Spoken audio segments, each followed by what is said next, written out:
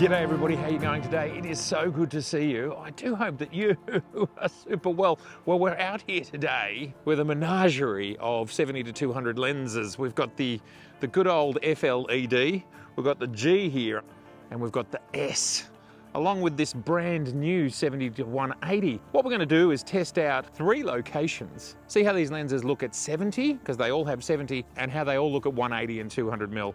Get a sense of it. We are 2.8 on the top left. We have the 70 to 180 at 70 mil. Then we have the VRS, so the 2 Z lenses. Then we have the FLED on the bottom left, and we have the GED VR, the oldest of the lens, 20 years old. Looking at these first 3, we're at 200%, so we're already beyond what I think is necessary. And we can see across these first 3 images, they're actually really similar, and the old G is different. Now the G is Joe's lens. Thank you, Joe.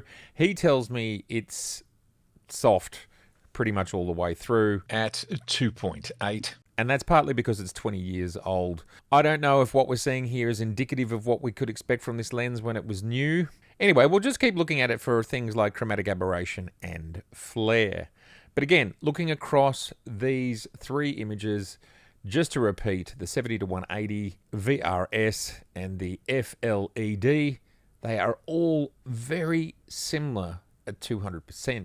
So let's look up here at this logo. That's a good place to kind of see differentials. Now, in order to try and keep the frame the same, I've mounted the camera, not the lenses. But because these are so heavy, there might be a very small tilt. We will see. I really cannot see much difference here. And as I talked about before, maybe there is the slightest amount of contrast difference. But looking at these shots as opposed to the first video that I did, which you can check out up here in the corner, the difference, if there is one, is really minor. Maybe there's a bit of a resolving power difference here in this logo. These are the 2 top-end lenses that you pay a lot of money for. Maybe. But golly gosh, just keep in mind we are at 200%, and I will just show you what these images look like zoomed out. We are a very long way in when we're talking 45 megapixels. So yes, I do think the FLED and the VRS are an absolute hair, but if we are to look at it at 100%, that's 100% across the images. And honestly, yeah, I do think there's slightly more contrast. If we look in this area here, and let's zoom into that. Frames are slightly different because those other lenses were slightly heavier, but I would say, looking at now 400%, which really is, I don't know if it's a difference in sharpness or a difference in contrast. Really hard to tell the difference because we're still resolving mostly the same amount of information. But again, this is really crazy pixel peeping. Let's get this back in perspective. Here we go. That's our first shot at 2.8. So the conclusion would be that the lenses that are twice the price, unless you go for the old F-mount one, are a hair sharper or a hair more contrast. It's really hard to tell once you're in that close. We're going to roll on focus breathing using the control ring, and we can see here, if you look at those buildings, and Nikon is now showing us the distance. So those buildings are like 3 or 4 or 5 kilometers away. I think that is suppressing breathing really well. There it is at 180. Now we're going to go to 70 and look at focus breathing again. I do not think there is any focus breathing at all. That's very impressive. Alrighty, let's change lenses. Just roll a little bit of video here using the in-camera mic so you can get a feel for how this lens performs. This is at 180 mil, and I mean, this is great. You just kind of don't need, for the majority of applications, you really just don't need more than this. What we will do is we will punch over to the 2.3 times crop, and I'll show you how that affects this 180 in video. This takes us out to 414 mils, which is pretty awesome for such a small lens. Quality is good at 4K.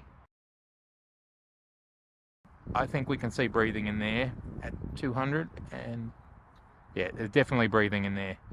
Have a look on the right hand side, you can see that building moving, and then after Z is the after Z adapter. All right, this is going to put a lot of pressure on everything. You can probably tell. At 2.8, let's look at focus breathing. Now this lens is made before the idea of video being as much of a thing, but I can see it doesn't focus breathe much. So as I said, Nikon were really starting to think about this stuff by the time this lens came along. So that does not seem to focus breathe at 70. Let's go to 200. And again, that is not breathing very much. It's breathing a little... I don't think it is. So I'm very impressed by that. Very impressed. Yeah, that's fantastic. I do not see focus breathing.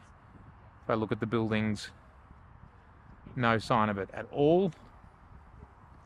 Then let's go to 70. Absolutely no sign of focus breathing. That is very impressive. Very impressive. This time at f4. And will this make the difference? And again, we have the 70 to 180, the VRS, the FLED, and the G, spanning 20 years of Nikon's medium 2.8 zooms. Okay, let's go into 100%. There is 100%. Gosh, there really isn't very much in it at all. I do think, without a doubt, that the G lens has gotten sharper. It is not sharp wide open, is what that is telling us. Unequivocally, that is what it's telling us. All right, so let's have a bit of a look at 200%. Now, it is very clear at 200% that the G is not sharp. Again, we're not sure if this is just because it's an old lens or this is indicative of the time. If we are to look at this image here, I would say the FLED, the VRS are slightly sharper.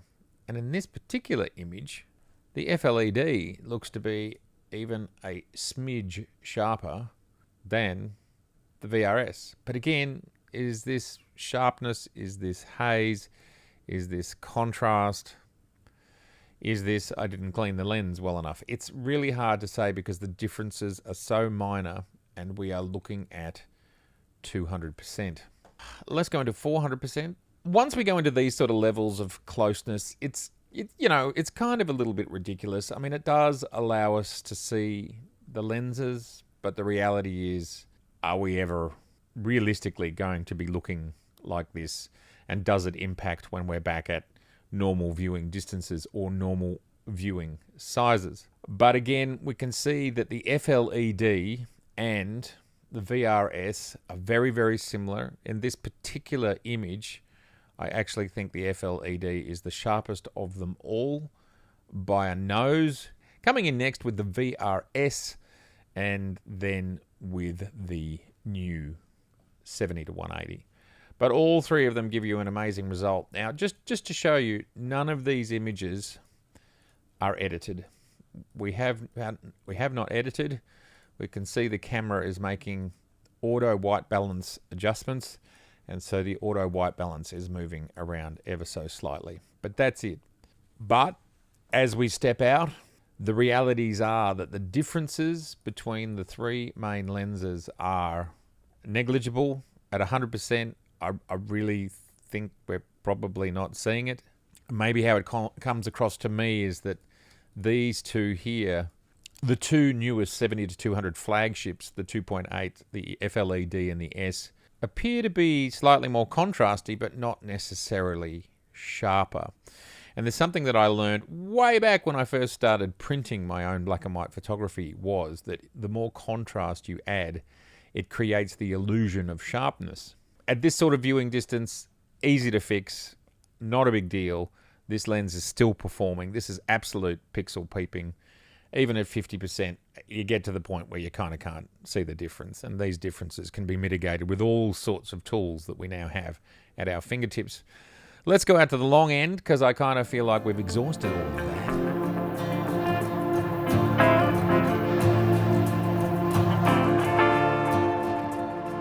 The full extension of each of these lenses. Again, we have the 70 to 180, we have the VRS, we have the FLED, and the old G-Master flash. No, it's not a G-Master. It's not. It's just a G. I mean, it probably is the G-Master flash, you know, like the Grandmaster flash. But in this case, I don't want to confuse Sony users. And okay, the first thing I want to point out here is frame size. 180, 200.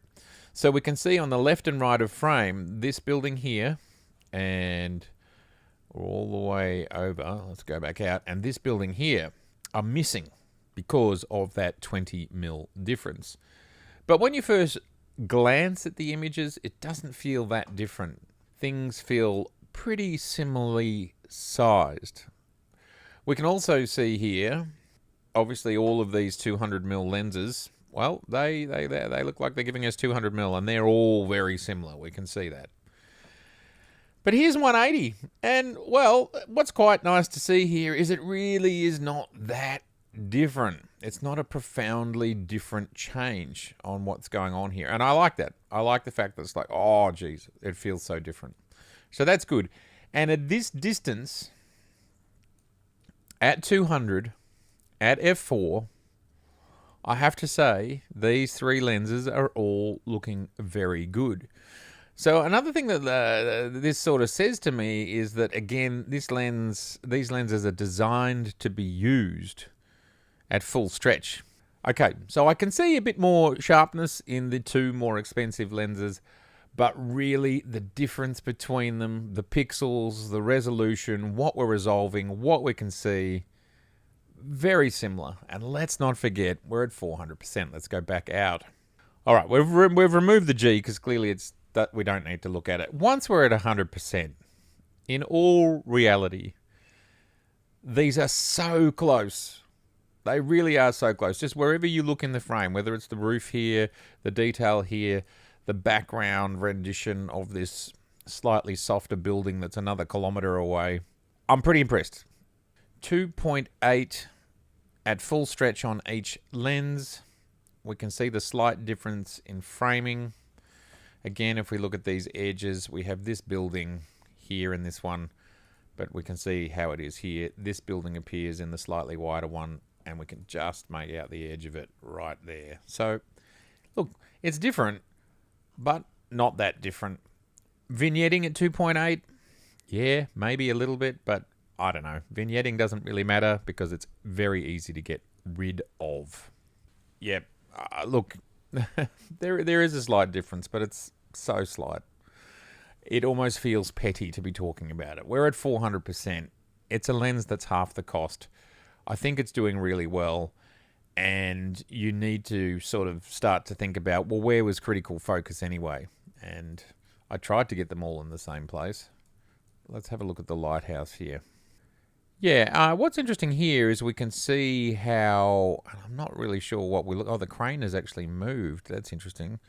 So the crane is in the same spot here, but the crane's moved on this one. So this light tower is harder to see. But if you look through the distance, through the haze, this is a long way away, this building. Super duper long way away. That's in the city. So this is like a kilometre away, and the building behind is like, let's say 4 to 5 kilometres away. And we can see that the more expensive lenses cut through that haze just a smidge better. I'm pretty sure that's what we're seeing there. And ultimately that comes down to coatings, and we know that they're not getting all the same coatings. We know that. But when we look at the closer objects, that is less of a thing. So that's interesting. But again, it is so minor. I think the lens is performing very well. Not quite as sharp. Clearly this is softer. And if we look at the picture realistically, as we are here, the differences become extraordinarily minor. And if we look at it at 50%, there it is there. Can hardly tell the differences. And if you go into 100% as it is there, again, the differences are pretty hard to pick. And that is more realistic. Just keep it in mind. But people will ask the question, is there actually a difference? The answer is yes. It's extraordinarily minor. All right, so first thing we do when we get here is we level the camera. Some pretty basic stuff, but we're just leveling it. And we have the joy of standing here between some pretty smelly cars at the moment. But I love using this controller. So right now what we're doing is shooting with the 70 to 182.8. The sun set about 15-20 minutes ago. So it's dark. And I'm just getting some video, some 8K video here. One of my urban landscapes. We are at base ISO 1/25th of a second, f2.8. This is pretty good. What we're going to do is raise the ISO. Yeah, that looks really nice. I just got to change the color temperature. 70 to 180, VRS. This is the FLED. And this is the G. These all look really similar for color and everything we can see here. Very, very similar. Frame size, 70mm, fantastic. There's nothing that you could complain about with any of these lenses. But interestingly, if we've now got them all at 0.5 equivalent, and this one is darker.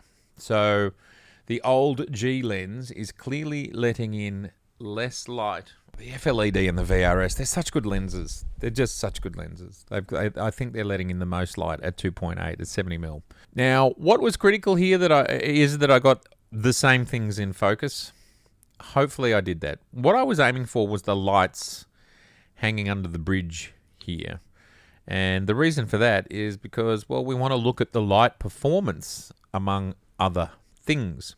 And what we can see here is that the light performance is pretty similar, with maybe, strangely in this particular case, my old FLED being the kind of flariest, this one here. And this one here is maybe the least flariest, so that's the VRS. And this one's coming in close, probably a second for flariness on the lights, but geez, it's pretty similar. They are all really similar, and you'd be super duper impressed by that. And I don't know why Joe's lens seems to be in focus now when it wasn't before. Maybe it's just a variable focus lens. It just depends on how it's feeling. I'm not sure what's going on there, but that's funny, and it does seem to be giving us actually a pretty good image in this shot. Not quite sure how we achieve that. Through this area here, this lens appears to be the sharpest, which is the new S-Class 70 to 200. And this one's the next sharpest, and this one is not. And look, this is making me think critical focus is not in the same place. That's what this is making me think. That's too much. That's too much of a difference. Let's have a look. This, interestingly, this is sharp here. And go to 200%. I kind of don't see much point beyond 200% with this image. Gosh, the results are so similar. If you look at the word text on all four images, obviously we know the old G is just not as sharp, and we can see that, but it's still doing a great job. For such an old lens that's lived a hard life, I'm impressed by all of that. And the differences between these two, which is probably what most people are interested in, extraordinarily minor. We know the FLED and the VRS are very close. They're very close to each other in quality. And I've always stated, but because the FLED came out so late, 2016, 2017, I believe the technology in those two lenses is quite similar. That's always been my belief. Owning both, using both a lot. If you look at the construction, the size, and the outcomes, they are extraordinarily similar.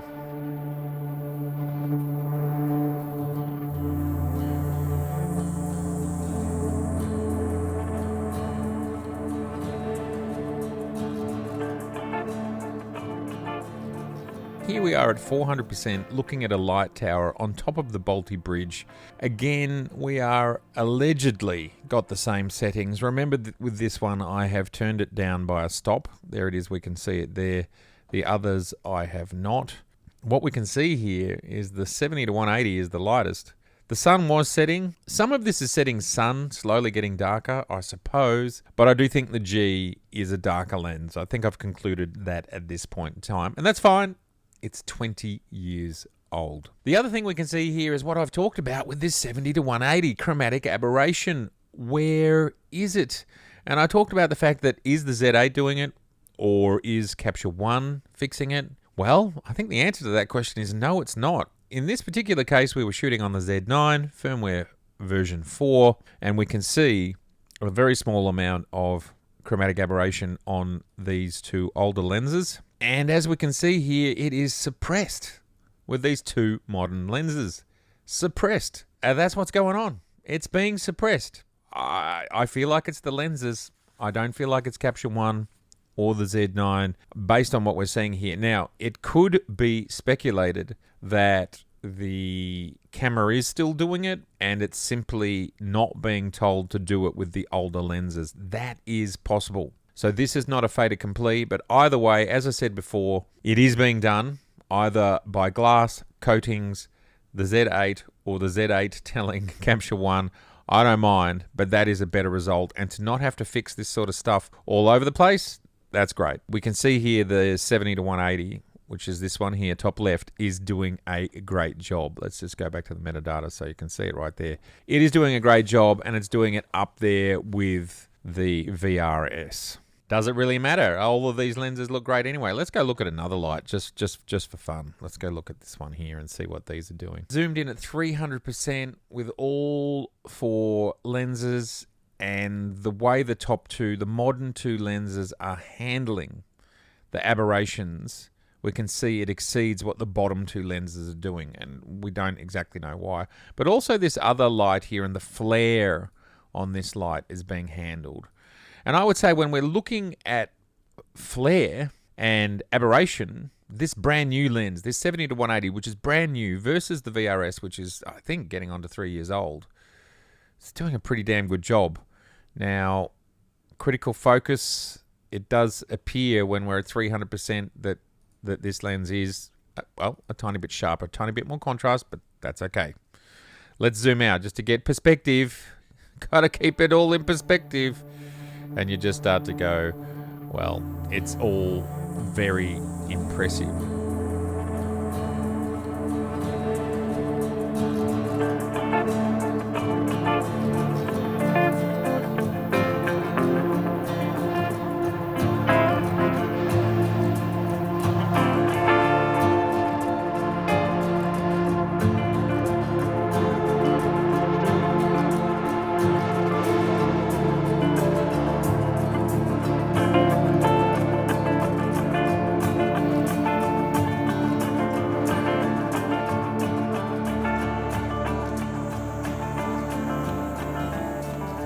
So we've just flipped it over to the 2.3 times crop. We're rolling 4K 120 so that we can get 414mm field of view equivalent on this lens. And you can see what it's looking like there. There's a little bit of flare, but a little bit of flare is all right. Looks very cool. Let's throw a bit more light into it. We'll go to 1000 ISO. Let's go to 1600. This thing doesn't mind.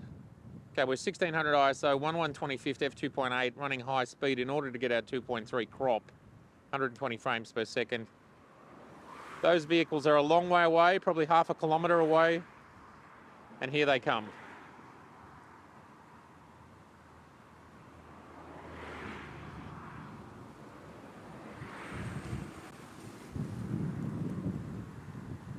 Ah, that looks so cool. Very cool. Being kept in focus very smoothly. The camera is doing it all by itself. Very impressive. We've got a bus pulling over. That's awesome. I'm impressed.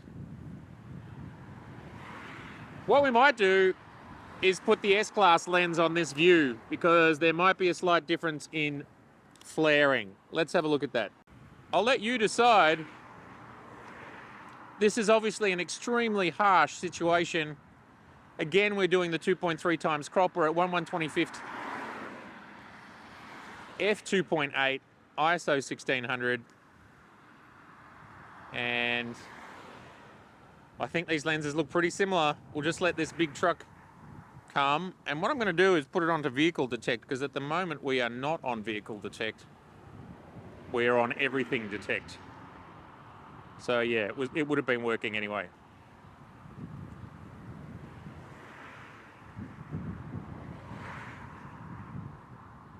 There it is. Amazing. Look at that truck. It's doing a great job.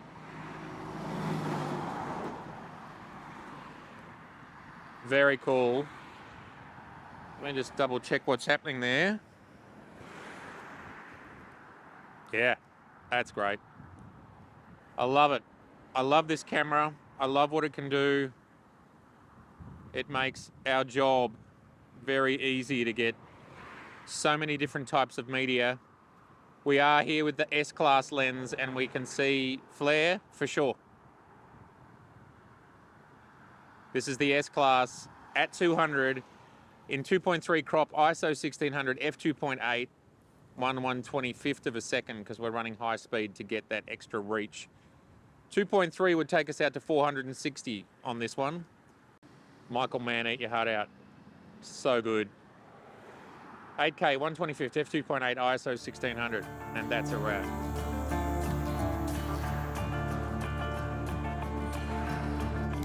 In this final location where the shot on the camera over there, the camera you're looking from, is actually going to be better than what we're going to get with the 70s to 200s, or 70 to 180s.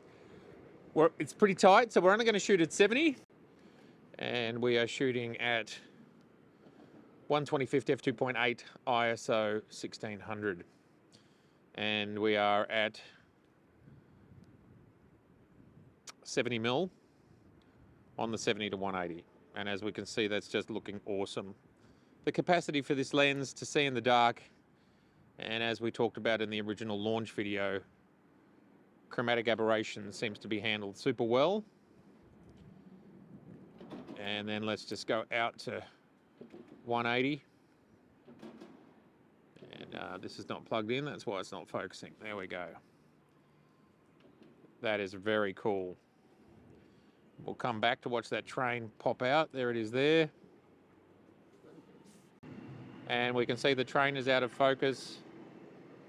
Really just loving that depth of field we're getting there. That is really good. Really good. Really good. That is a beautiful shot. I think we're both getting beautiful shots. That's super nice. All right, I reckon that's going to be our frame. Just wait for this car to go through shot, because that'll look cool. Awesome. All right, we are locked off. We are going to do 4 times 70 mils. There it is. We've got the graffiti, which is in the foreground. That's where our focus is going to be. And this will be a chance to look at the background out of focus areas. First round of stills. Here comes a train. That looks beautiful. We've got the 70 to 180, the VRS, the G this time is on the bottom left, and the FLED is on the bottom right. So these are our 3 most modern lenses over here. This time we're shooting at 640, just to do something different, and it just shows to me how good this camera is. 640, 800 ISO. You've actually got a lot of extra stops going from 64, 125, 200, 400, 800. You're like almost 4 stops higher up the ISO chain, and these files still look fantastic. Now, critical focus, I'm pretty confident, was on the graffiti on the fence right here in the middle of the frame. If we intersect somewhere around this point here, we can just see how sharp this is. And I suppose if we basically look, I'd probably be looking somewhere here. Let's go into 100%. All 3 of the modern lenses. One thing I have to say about my VRS is that I actually dropped it once, and one never knows if that's having an impact on anything. So I just want to throw that into the mix, that my copy of the 70 to 200 VRS has been dropped. What a result we're getting here on this fence. All three lenses. I mean, the reality is if you own the old FLED, you can just see how razor sharp that still is in this situation. Now, this image has had a little bit of work done to it. There it is there over on the left. I did not want to do that. That's what it looks like, just because I thought, why not? It's a great image. Let's make it sing. I don't think we need to go in any closer. I don't think we need to find out anything more about. This video is about the 70 to 180, and the 70 to 180 is a good lens. Here it is, 2.8, wide open. Yes, that's the middle of frame, sure. Here's the edge of frame, a little bit further over. And how are these all behaving? Well, I don't think we've got critical focus over in the corner there. I reckon the VRS is looking a little bit sharper this one here, as we go towards the left. I think this one's looking sharper as we go towards the left. Maybe this is a little bit softer right on the edge. I think that's probably true and correct. But it's so minor. Let's have a look at the background out of focus areas. All of these lenses, look at the way they're handling the different lighting conditions, all of the different stuff that's going on here, out of focus stuff, flaring lights, chromatic aberration.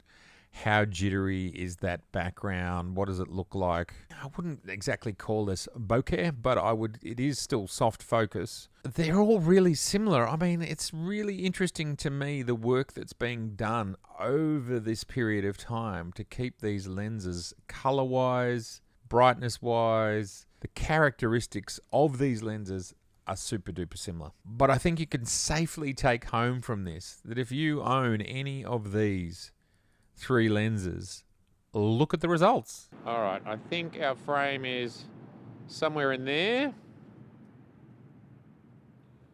And we will go to, we've got enough light. Yeah, we'll shoot at 640, I think. That's fine. 640 ISO. And we will, here comes a train. So we take 1/4 of a second. Beautiful. Okay. And we will do it at f5.6 at 1 second. So the exposure will be the same. Okay, so just to repeat, there's the 70 to 180, there is the 70 to 200, there is the G, there's the VRS, there's the G, and there's the FLED. Is there a bad image here? Not really. They all look good. This thing doesn't cut through the atmosphere as well. We can see that. Okay, so they all have the same settings. Again, I just love the fact that we've got a 20-year-old lens, a 5 or 6-year-old lens, a 3-year-old lens, and a brand new lens, and they're all just looking so similar. Shot at 70mm at 640 ISO, and what a result. I mean, what a result. It's just so cool. Now, this is a slightly longer exposure for some reason, so we're going to drop that back by a third. I'm really impressed by what they're doing, how sharp they are, how they're handling color, how they're handling flare. The 70 to 200 2.8 has always been a professional level lens, always. And I've always noted that camera companies throw everything at them. They always make them as good as possible. And you can just see it here yet again. Color rendition, it's just all here. It's just absolutely brilliant. I really feel like we've just shown how similar the three most modern lenses are, that the differences that you might be getting in the more expensive lenses are very minor. But then when we look at things like chromatic aberration, clearly the newest new lenses do that better than the older lenses. The 70 to 180 and the 70 to 200 VRS are the best at that, no question, the Z lenses. And the real world, when we're looking at them like this, the real world differential for most use cases is near on non-existent. And you've just got to consider that it's the 20mm difference, maybe a bit softer in the corners. This is the lens being used real world, not in every situation, of course. There is no portraiture here, of course, that's fine. But let's face it, with portraiture, we are inevitably using the center region of our lenses. This is a really good result, a really affordable option. We've got a train coming, which is very exciting. Here we go. There it is. And we will quickly, very quickly,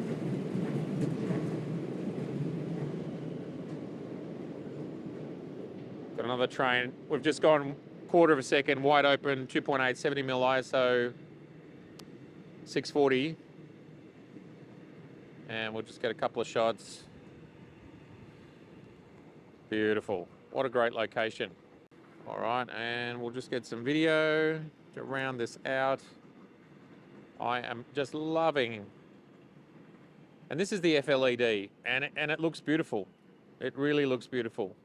I have to say, I'm pretty impressed. All of these lenses, looking on this small screen, so it's hard to tell what they'll look like in the end, but it's clear. We know that the 70-200 2.8s are extremely popular lenses. They sell a lot of them, and we can see that they've been great for a very long time, even as far back as 20 years ago, and probably before.